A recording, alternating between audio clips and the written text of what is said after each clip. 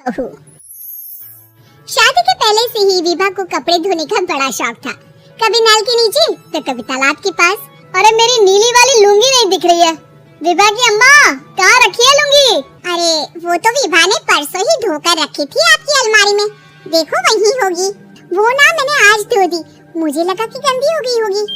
अरे कैसे गंदी हो गई थी? उसे तो मैंने पहना भी नहीं। हे भगवान, इस लड़की के कपड़े धोने की आदत से परेशान हो गया हूँ मैं। जितना तो घर में राशन नहीं आता, उससे कहीं ज्यादा डिटर्जेंट पाउडर का खर्चा है। इसकी शादी करवा दो, शादी जाए अपने घर में ही करे काम, फिर चाहे घर के कपड़े धोने हो या पूरे गांव के। हाँ ठीक बोल रही हूँ, देखता हूँ मैं कोई लड़का। वो दिन भी आ जाता है जब विभा को देखने लड़के वाले आ जाते हैं। लड़की मुझे अच्छी लगी। होने वाली सास कहती है, बेटी अगर कुछ पूछना है तो पूछ लो। वैसे तो हमारी लड़की बहुत ही शर्मीली है, जो बोल दो वो मान लेती है, इसे क्या पूछना होगा। अरे कैसी बात कर रही हो माँ, मुझे इन लोगों के घर रहना है, सवाल तो कई है। हाँ हाँ बेटा, पूछ लो ना, क्या पूछना है। आप लोगों के घर कपड़े कौन धोता है? सास का मुंह बन जाता है। देखो, अगर तुम ये कहना चाहती हो कि तुम्हें कपड़े धोने नहीं आते तो सुन लो, कपड़े मैं ही धोती हूँ, लेकिन तुम्हारे आ जाने के बाद मैं रुमाल तक नहीं धोऊंगी। अरे चुप रहना भाग्यवान, बहू बेचारी घर आई नहीं, उसे डराना शुरू कर दिया। वो क्या है ना बिटिया, अभी तक तो ये कल्लू की माँ ही धोती थी, लेकिन अब तुम्हारे पापा तो दहेज में वॉशिंग मशीन देंगे ही। तभी विभा की माँ बोल पड़ती है, सवाल भी पूछा तो क्या। वैसे भाई साहब, मशीन की तो फिर भी कपड़े धोने की कैपेसिटी होती है। मतलब जो बिटिया दे रहे हैं ना विभा, इसे कपड़े धोने का बहुत शौक है। ये आप लोगों की क्या आस पड़ोस गांव मोहल्ले सबके कपड़े धो दे और उफ तक ना करे। बाहर देखा नहीं आपने कितने कपड़े सूख रहे हैं? सब हमारी बिटिया ने ही तो धोए हैं। बस भी करो ना माँ, शर्म आ रही इतनी तारीफ सुनकर। और तो और एक दाग निकाल कर दिखाओ तो मान जाओ। हाँ अच्छा अच्छा, माफ करना बेटा, मैंने गलत समझा। हमें तो रिश्ता बहुत पसंद है।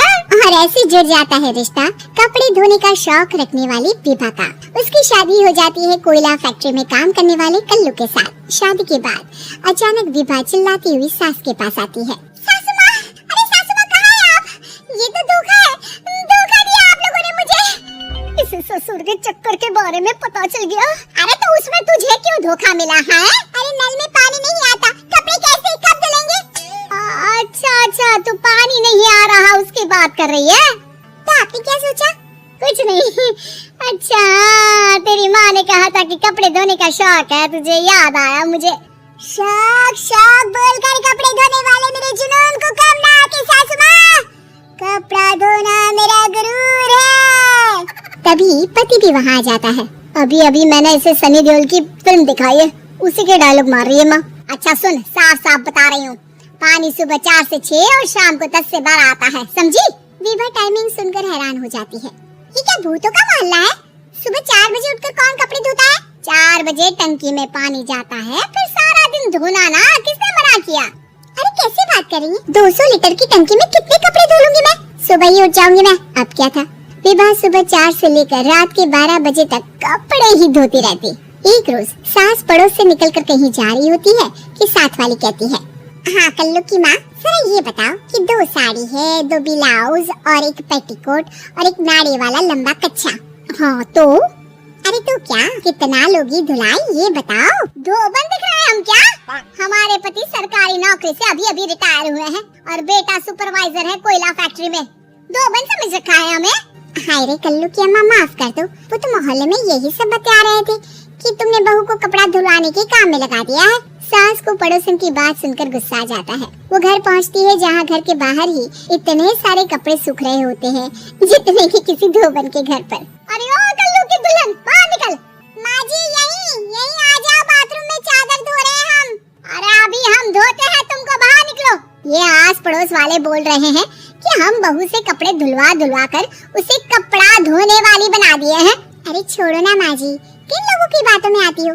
आस पास के लोगों का तो काम ही होता है कि वो किसी तरह सास बहू को लड़ा दे। बहू सारे घर के कपड़े धोती है, ये क्या कम है? बोलिए। सास को भी लग जाता है कि वो बहू का ये सनकीपन नहीं छुड़वा सकती, इससे अच्छा है कि खुद ही चुप हो जाए। एक रोज सास और बहू मंदिर जाते हैं, जहाँ सास की साड़ी वहाँ खड़ी भीख मांगने वाली से मिलती है। माँ जी क्या बात है, आपकी साड़ी उस भिखारन से कितनी मिल रही है ना? हाँ हाँ देखो तो, दोनों की साड़ी मिल रही है। क्या बात है कल्लू की अम्मा, तुम खुद को तो अफसर की बीवी बताती हो और ऐसी सिंपल सी प्लेन साड़ी पहनकर घूमती हो। सिंपल और प्लेन नहीं है ये साड़ी। तो क्या सोने के धागे से फूल बने हैं? कुछ भी सासू माँ, कुछ भी। हाँ बने थे इस साड़ी में सोने के धागे से फूल। मेरे पति लेकर आए थे मद्रास से स्पेशली मेरे लिए 10,000 की। ताहे भाई साहब इस भिखारन के लिए भी सेम टू सेम साड़ी लेकर आए होंगे 10,000 की। सास उस वक्त तो कुछ नहीं कहती, लेकिन बहू के साथ घर आती है और अलमारी से एल्बम निकाल कर लाती है। ये साड़ी देख रही है, ये वही साड़ी है जिसे मैंने अभी पहना था। इस साड़ी में ये जो चमकदार फूल दिख रहे हैं ना, ये सोने के धागों से काढ़े गए हैं। लेकिन तू लोकल वॉशिंग मशीन ब्रश से घिस घिस कर सारे फूलों को निकाल कर साड़ी प्लेन कर दी। मुझे माफ कर दीजिए सासू माँ। और तो और, जब मैंने तुझे तेरी गलती के लिए कुछ नहीं कहा, लेकिन तूने तो सबके सामने मेरा मजाक ही बना दिया। क्यों? बहू को समझ में आ जाता है कि अब से उसका कपड़े धोना